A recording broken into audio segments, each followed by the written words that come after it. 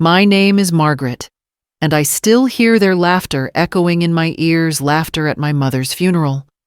It wasn't the laughter of joy or relief, but the kind that slices through grief like a knife. My brothers stood there smug and smirking, as if burying our mother was nothing more than a closing transaction. Then came the words that would change my life forever. You get nothing at all. Those 4 words hit me harder than the casket lowering into the earth. I had spent years by my mother's side, tending to her fevers, spoon-feeding her soup, helping her walk when her legs gave out. My hands held her through the nights when she cried out in pain. Yet when the time came to honor her wishes, my brothers looked at me not as family, not as a daughter who sacrificed her own life, but as a nuisance to be cast aside. I grew up in a small Midwestern town, the kind of place where neighbors still nod at each other at the grocery store, and church bells mark the passing of time. Our family home wasn't fancy. It was a 1-story house with peeling paint and a garden my mother kept full of roses. To me, it was sacred ground. To my brothers, it was nothing more than property to be sold off, converted into cash, and split however they pleased. At the funeral, I tried to hold my tongue. I stood near the coffin, tracing the edges with my fingertips, whispering a prayer. But before the last hymn faded, my oldest brother, David, leaned in close enough for me to smell the whiskey on his breath. "Don't expect a penny," he sneered. "You've lived off Mom long enough. It's our turn now." I wanted to scream, to claw at his face, to tell him he was wrong. Instead, I swallowed hard, my throat burning, and walked away. The cemetery grass felt unsteady beneath my shoes, as if the ground itself had betrayed me. Later that evening, we gathered in the living room of my mother's house. The air was thick with dust and grief. I thought maybe, just maybe, they would have a shred of decency. Instead, David and my other brother Mark pulled out folders and papers. Mark adjusted his tie, pretending to be some kind of lawyer, though he'd never been inside a courtroom. They explained without hesitation that everything House Savings possessions was theirs. Not once did they mention my mother's care, my sacrifices, or even the love I poured into that home. I asked, trembling, "Did Mom leave a will?" David smirked. "Of course she did. And guess what? You're not in it." I couldn't believe what I was hearing. My mother, who once pressed my hand in hers and whispered that she wanted me to be secure after she was gone, how could she have left me nothing? My heart screamed that it wasn't true. But in that moment, surrounded by the cruelty of my brothers, I felt powerless. They boxed up her jewelry, her clothes, even the photo albums. I watched them carry away every piece of her as if I had no right to touch the memories we shared. They told me to leave by the end of the week. My room, the same room where I had sat for countless nights reading aloud to Mom, would soon belong to someone else. The night before I left, I wandered the house in silence. Each creak of the wooden floorboards reminded me of childhood games, family dinners, and Christmas mornings. I sat in my mother's chair by the window, the one where she used to sip tea and watch the world go by. I cried until dawn, not only for her death, but for the betrayal of blood. The next morning, David arrived with a truck. He stood tall, his voice sharp. "Out. Now." I carried out my small boxes, some clothes, a few keepsakes, nothing more. When I stepped onto the porch, he laughed again, louder this time so the neighbors could hear. "Look at her," he said to Mark. "Useless. She thought she'd get the house. She thought wrong." The neighbors peeked through their curtains, and I felt smaller than I'd ever felt in my life. Humiliation burned hotter than the sun overhead. My mother's roses, once a proud burst of color in the yard, wilted under my tears. As I drove away in my old car stuffed with the remnants of my life, I kept hearing their voices. You get nothing. Useless. Worthless. Each word carved a scar deeper than the last. I parked on the edge of town that night, rolled down the window, and stared at the stars. I thought about my mother, about the promises she once made, about the way she looked at me with eyes that held trust. Something inside me cracked, but another part began to harden. I didn't know then what journey awaited me or the secrets hidden within the walls of my mother's faith. All I knew was that the story wasn't over, not by a long shot. Part 1, The Funeral and the Laughter, 1012 words. Wait for your word. Continue before I begin. Part 2. Banja noi continue chat GPT John noi. I left that house with nothing but a few cardboard boxes and a heart full of betrayal. The memory of my brother's smug faces clung to me like a stain I couldn't wash out. They hadn't just taken the house or the money, they had stripped me of dignity, of the very sense that I belonged anywhere. In the days that followed, their cruelty sharpened. They wasted no time putting the house up for sale, spreading the word around town, as if it were just another property to flip. I overheard Mark at the diner bragging to an old school friend. We'll get a good price out of it. Finally, something worthwhile from all those wasted years. Wasted years, he meant my years, the ones I spent cooking Mom's meals, changing her bedding, rubbing her aching hands when arthritis flared. To him, it was nothing but wasted time. They took Mom's bank accounts, too. David had always been slick with numbers and connections at the local bank. He convinced the manager he had every right. I wasn't even called in. One afternoon, I walked into the bank myself, holding my head as high as I could, and asked to see the accounts. The clerk, with an awkward pity smile, told me everything had already been transferred. Your brothers handled it, she said, as if that explained it all. I wanted to shout that it wasn't fair, that I deserved something for the years I had given up. But the words caught in my throat. The bank lobby smelled of polished floors and faint perfume, and I stood there trembling with nothing to prove my place in the family. People in line behind me shuffled, impatient.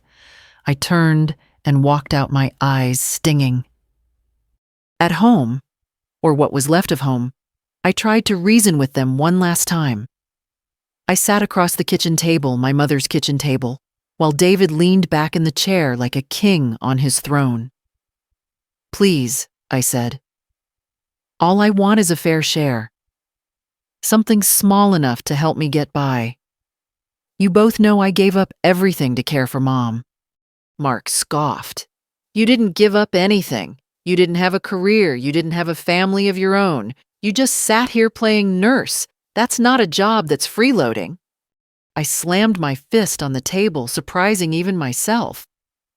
Freeloading. I gave up my life for her. While you were out chasing promotions and vacations, I was here. I was the one who heard her cry at night, who made sure she ate when she could barely lift a spoon. Don't you dare call that freeloading. David leaned forward, his face inches from mine, his voice dripping with disdain. You think you're owed something. You're owed nothing. You were a burden then, and you're a burden now. Pack your things and leave. There was no more arguing. That night, I packed the rest of my belongings into the car. I lingered in each room saying silent goodbyes. In the living room, I traced the outlines of family photos they'd already stripped from the walls. In my old bedroom, I pressed my hand against the faded wallpaper, remembering the sound of Mom humming me to sleep when I was a girl. The emptiness echoed louder than any words could. By morning, I was gone. The house that had sheltered me, the place where I learned to walk, laugh, and dream, was no longer mine. I drifted from place to place, staying first with a friend who couldn't keep me long, then renting a cheap motel room where the sheets smelled of mildew and the walls were paper thin. Every night I heard arguments. From the next room, footsteps above traffic outside. Sleep never came easily. When the money ran low, I moved into my car. I parked behind the grocery store behind the library sometimes, out by the county fairgrounds where no one would bother me. My car became my shelter, the trunk stuffed with clothes blankets, and the few keepsakes I managed to save: Mom's old Bible, a photograph of us on her last birthday, and the sweater she knitted me before her hands grew too stiff. Everywhere I went, I felt the eyes of the town on me, in a place that small people notice. Some offered pitying glances. Others looked away uncomfortable. Once I overheard a woman whisper to her friend at the pharmacy, "That's Margaret. You know, the one her brothers kicked out. Shameful, but maybe she should have planned better." Planned better, as if anyone could plan for betrayal. Loneliness weighed on me more heavily than hunger. I thought of Mom constantly, how she used to sit on the porch with a cup of tea, how she told me stories about her own mother, how she'd pat my hand and say, "You're my blessing." Those words felt like a lifeline, even as everything else crumbled. But the cruelest blow came one afternoon when I drove past the house. A realtor's sign stood proudly in the yard, and a couple walked the property with eager eyes. The roses my mother had nurtured were drooping, untended. I parked across the street, my hands gripping the steering wheel, and watched strangers imagine their lives in what should have been mine. Tears blurred my vision. I wanted to run up to scream at them that this was my home, that they had no right. But I stayed silent, invisible, as my brothers had intended. The days blurred together. I ate from vending machines washed up in gas station bathrooms and wrapped myself in a blanket against the cold night air. The words of my brothers haunted me. Useless. Worthless. Nothing. I began to wonder if they were right, if my life had truly amounted to nothing at all. One night, I parked on a hill overlooking the town. The lights glowed below, soft and distant. I thought about Mom, about her voice, about the way she once said she wanted me to be safe. I whispered into the night, "Did you know, Mom? Did you know they would do this to me?" My voice cracked, and the only answer was the wind. I cried until my body shook, my tears soaking the fabric of the sweater she made me. For the first time in my life, I felt utterly alone, abandoned not just by family, but by the world itself. And yet, somewhere deep in that despair, a spark of anger began to flicker. I didn't know it then, but the story wasn't finished. The fight hadn't even begun. Nights turned into weeks and weeks into months, and I learned what it meant to truly disappear in plain sight. When you lose your home, you lose more than walls and a roof. You lose your place in the world. I became a shadow, drifting through the corners of a small town where I had once been Margaret, daughter of Ellen, caregiver, neighbor. Now I was just the woman in the beat-up car parked behind the laundromat. At first I stayed in a cheap motel on the edge of town. The room smelled of stale smoke, and the carpet was stiff with years of use. The TV flickered with static, and the bed creaked with every breath I took. But it was shelter, and I clung to it. I stretched my small savings until the last dollar was gone. When I couldn't afford another night, I carried my belongings out to the car. The car became my bed, my closet, my kitchen table. I lined the windows with old towels for privacy, curled up on the back seat with a blanket, and told myself it was only temporary. But temporary stretched on, and soon the car felt like a coffin on wheels. I drove from spot to spot, never staying too long in one place. Behind the grocery store, I slept to the hum of refrigerators. In the church parking lot, I prayed that no one would knock on my window and tell me to move along. At the county fairgrounds, I parked under the stars where the silence felt both comforting and crushing. Everywhere I went, I carried shame. In a small town, people notice. I could feel their eyes on me at the gas station, at the library, even when I walked into the diner for a cup of coffee I could barely afford. They'd whisper, not loud enough to confront, but just enough to remind me I was no longer part of their world. Some nights the cold seeped through the car, no matter how many layers I wrapped around myself. I shivered until my teeth rattled my body, aching from the hard seat beneath me. Hunger gnawed at my stomach. I stretched cans of beans and crackers as far as I could, but there were days when I went without. In those moments, I thought of Mom. I remembered the warmth of her kitchen, the smell of her chicken soup simmering on the stove, the way she'd call me her blessing. I held on to those memories like lifelines. But grief has a cruel way of twisting love into pain. The more I remembered, the deeper the ache became. Loneliness was the hardest. I had given up my own chance at a family because caring for Mom had filled my days. Now, with her gone, I had no one. The silence was suffocating. I'd find myself talking out loud just to hear a voice, even if it was only my own. One evening, I drove past the house again. The for sale sign was gone, and a new family had moved in. Toys scattered the lawn, and laughter spilled from the open windows.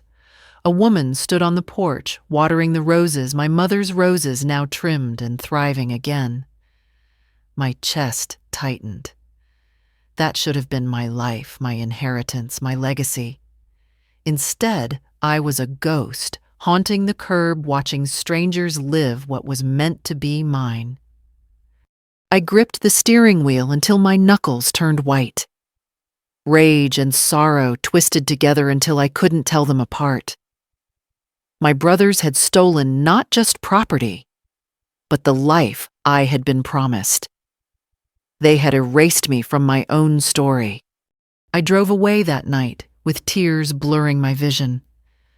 I pulled into an empty lot, shut off the engine, and let the silence consume me. The weight of everything pressed down until I could hardly breathe. I thought about ending it, about letting the darkness swallow me whole. No one would notice, I told myself. No one would care. But then I opened the glove compartment and pulled out the photograph of Mom and me on her last birthday. She was frail, then her smile tired, but genuine. Her hand clutched mine, as if I were her anchor. I stared at that photo until the tears slowed, until a whisper rose in my chest. She wouldn't want this. Still, despair clung to me. Days blended into each other, a cycle of exhaustion and hopelessness. I cried until my eyes swelled, until my throat was raw. I cried for the mother I had lost, for the home ripped away, for the family that had betrayed me. Then one night, as I sat in the car, wrapped in Mom's old sweater, I felt something shift. Maybe it was exhaustion. Maybe it was survival. But a small flame of anger sparked inside me. A thought pressed against my grief. This isn't the end. They don't get to write the last word. I didn't know what that meant yet, or how I would fight back. But in that moment between sobs and silence, I realized I wasn't done. I couldn't let my brother's laughter be the closing chapter of my story. The road ahead was unclear, but deep inside, a seed of defiance had been planted. And though I still felt broken, I knew somehow, some way I would rise again. The night I found the envelope was a night like any other, cold, restless, heavy with despair. I had parked behind the library because I knew the lot would be empty after dark. My blanket was wrapped around my shoulders, and I sat flipping through the few possessions I had salvaged from the house. Among them was Mom's Bible, the one she always kept on the bedside table. The cover was worn, the pages yellowed and frayed at the edges. I had held it dozens of times before, but that night my fingers lingered. I traced the faded leather, remembering how she used to underline verses in pencil. Her handwriting, soft looping cursive, still whispered across the margins. As I turned a page, something thick and stiff slipped out and fell into my lap. It was an envelope.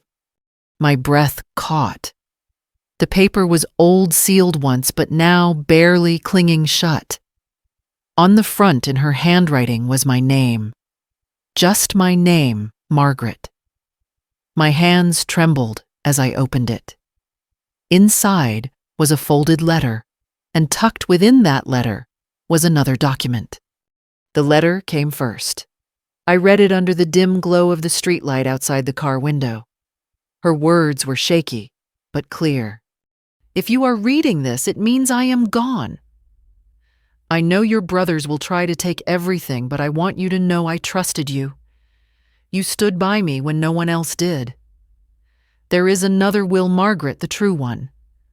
I left it with someone I trust away from the hands of your brothers. Don't give up. My love is with you always.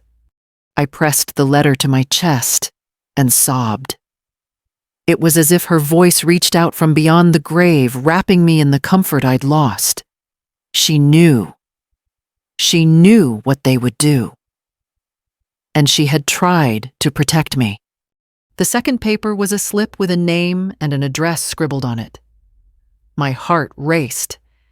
It wasn't just a whisper of hope, it was a trail to something real. The address belonged to a woman I faintly remembered, an old friend of Mom's from church, named Mrs. Reynolds. I hadn't seen her in years, but the name was unmistakable. For the first time in months, a flicker of strength lit inside me. I wasn't helpless. I wasn't worthless. There was something left to fight for. The next morning, I drove across town. My car coughed and rattled, and I prayed it would make the trip. Mrs. Reynolds lived in a small white house with green shutters and a porch swing that swayed in the breeze. I sat in the driveway for a long time, nerves gnawing at me. What if she didn't remember me? What if the slip of paper led to nothing? Finally, I forced myself to knock. The door opened, and there she was, older now, her hair silver, her back a little stooped, but her eyes kind. She blinked at me, then smiled. Margaret, goodness, child, it's been so long. I broke down right there on her porch. Through tears, I explained everything, the funeral, my brothers, the house, the car where I'd been living. She guided me inside, set me down at her kitchen table, and poured me a cup of tea as if no time had passed at all. When I handed her the note with her name on it, her face softened. She excused herself and disappeared into the back of the house. Minutes later, she returned carrying a manila folder. "This has been sitting in my desk for years," she said, placing it gently in front of me. "Your mother asked me to keep it safe. She said there might come a time when you'd need it." I stared at the folder, my pulse thundering in my ears. My hands shook as I opened it. Inside was a legal document, the will. Not the one my brothers flaunted, but another, dated more recently, with a lawyer's signature stamped in ink. And in that will, my name was clear. The house, the savings, the belongings, they were mine. Relief and anger collided inside me, a storm of emotions that left me dizzy. My mother had trusted me, loved me enough to make sure I was cared for. But my brothers, my own flesh and blood, had hidden this truth, stolen my inheritance, and left me to rot in a car. Mrs. Reynolds placed her hand over mine. "Your mother knew your worth, even if they didn't. You mustn't let them win, Margaret. You have the truth now. You have to fight." Her words sank deep. I realized this wasn't just about money or property.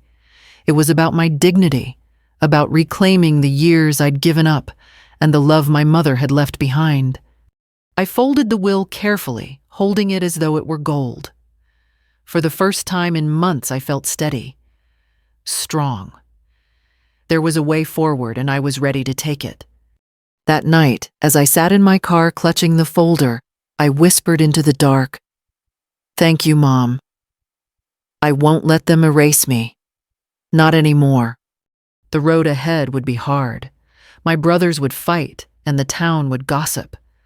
But I had something stronger than their laughter or their lies. I had the truth. And I was done crying. It was time to rise.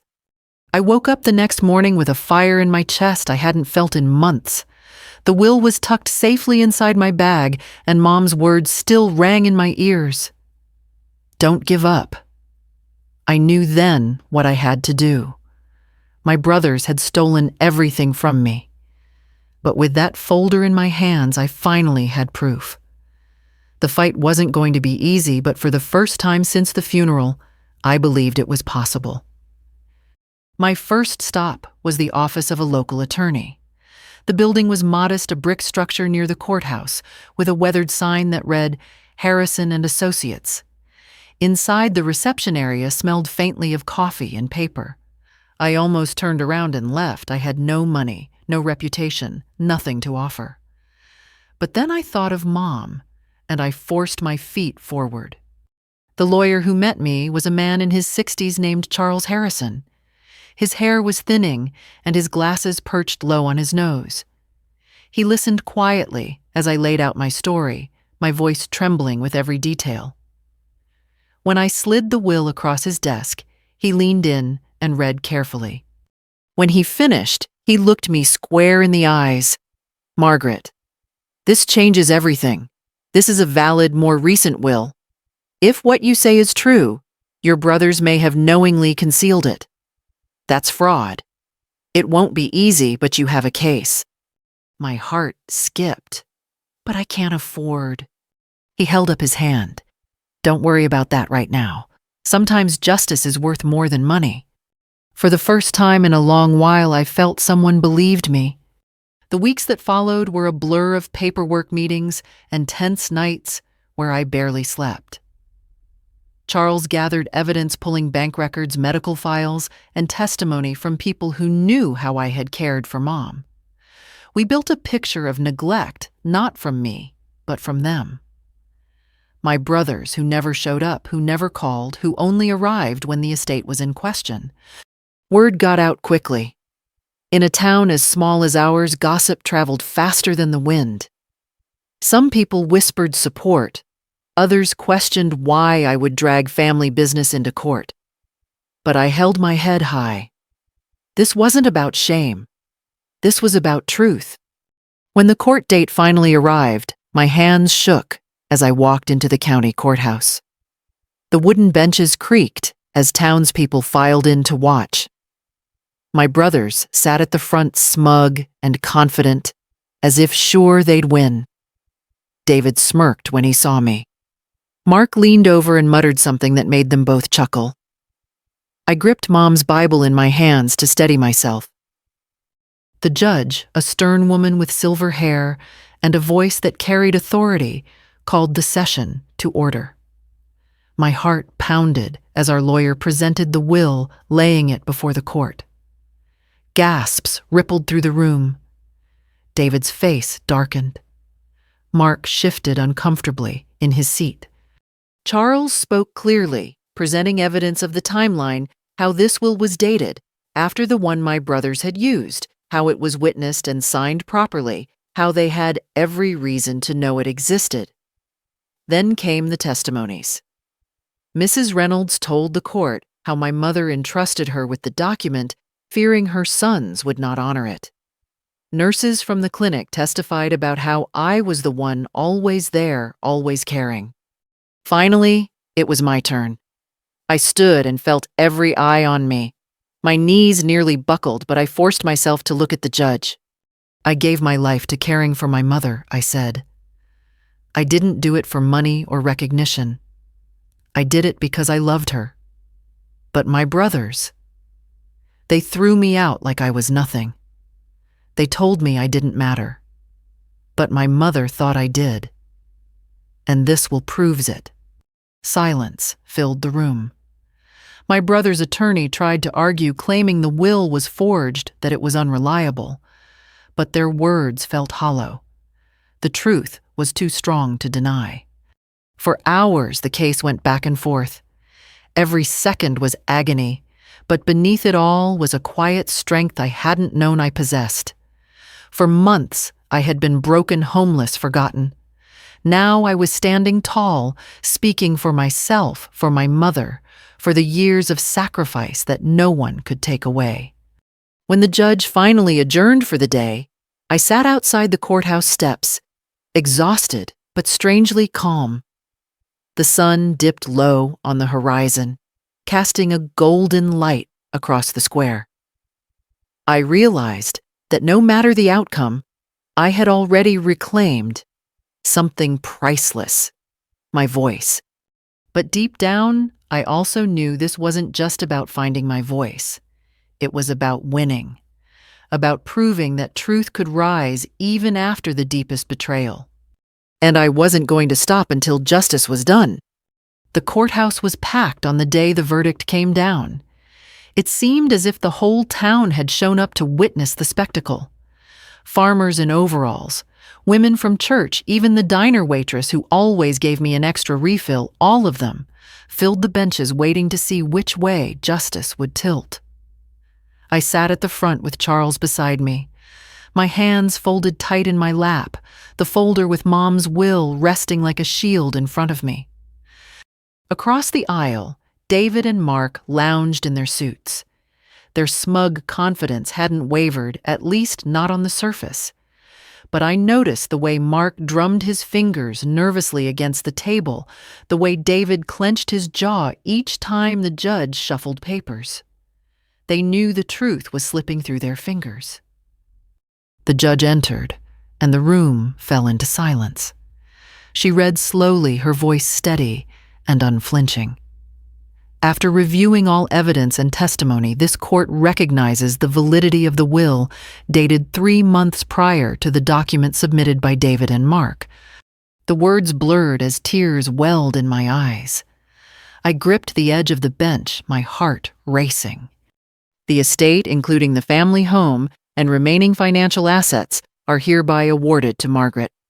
The gavel struck.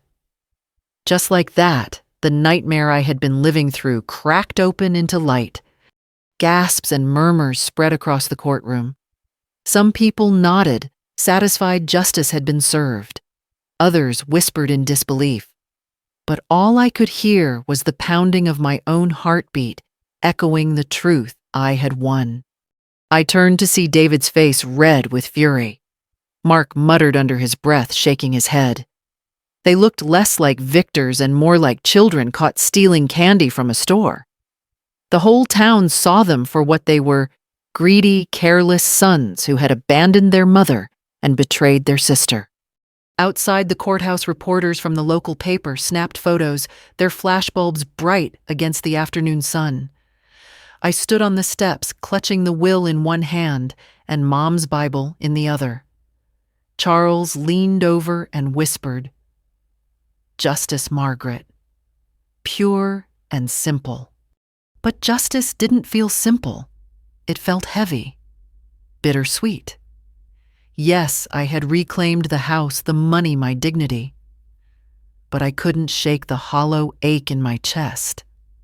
Winning didn't erase the months I'd spent in my car, the humiliation, the nights of hunger and despair. It didn't bring Mom back or undo the cruelty of my brother's laughter at her funeral. I moved back into the house soon after. The first night I walked through the door, I stood in the living room and let the silence wash over me. It wasn't the silence of abandonment anymore. It was a silence of peace. I ran my fingers over the walls, breathed in the faint scent of roses drifting from the garden outside. This was mine. It had always been meant for me. Neighbors came by with casseroles and congratulations. Some apologized for believing the whispers, for not stepping in sooner. I accepted their kindness, though part of me still ached from their silence when I needed help most. As for my brothers, they avoided me in public. I saw them once at the grocery store. David scowled and walked past as if I were invisible, while Mark kept his eyes on the floor. Their arrogance had been replaced with shame, but I felt no satisfaction in their downfall. Revenge had given me strength to fight, but standing in that aisle, I realized it couldn't heal everything. Still, there were moments when anger surged. When I stood in the garden trimming Mom's roses, I thought of how close they came to erasing me. When I sat in her chair by the window, I remembered their sneers and the sound of their laughter echoing in my ears. Those memories burned, and though I had triumphed in court, part of me wondered if I'd ever be free of them. Yet slowly, day by day, the house began to feel like home again. I repaired the broken fence. I polished the wooden floors until they gleamed. I cooked in Mom's kitchen, filling it once more with the smell of soup and fresh bread. Each act was a way of reclaiming not just property, but the life they tried to steal from me. Revenge had brought me here. Justice had been served. But I stood at a crossroads. I could either let bitterness consume me, or I could find a way to move forward. The fight was over. Now came the harder part, deciding what to do with victory. When the dust settled, I found myself sitting in the very chair where Mom used to rest by the window, watching the roses sway in the breeze. The house was mine again, yet it didn't feel like triumph.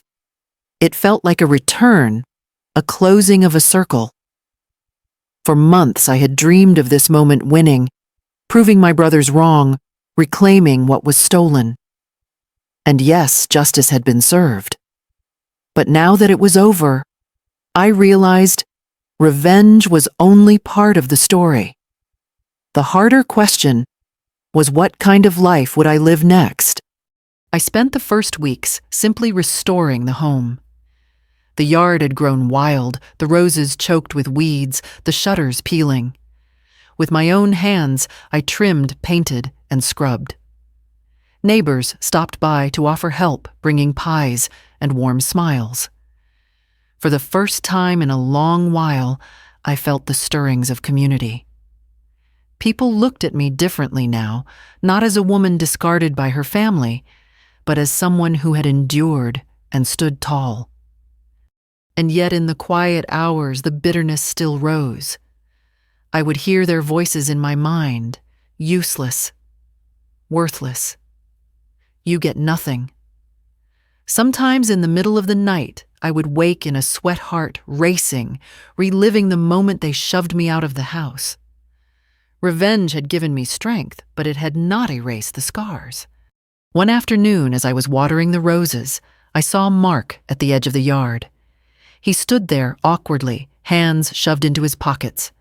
For a moment, I thought he might hurl insults again, but his shoulders slumped and his eyes were downcast. I came to say, "I'm sorry," he muttered. His voice cracked, and for once there was no arrogance, only shame. I wanted to slam the door in his face to tell him sorry wasn't enough. But I thought of Mom, of how she used to beg us to stick together no matter what. I didn't invite him in that day, but I didn't turn him away either. "It'll take time," I said simply. And he nodded before walking off, leaving me with a strange lightness I hadn't felt in years. Forgiveness wasn't instant, and it wasn't easy. David never came around. His pride was too deep.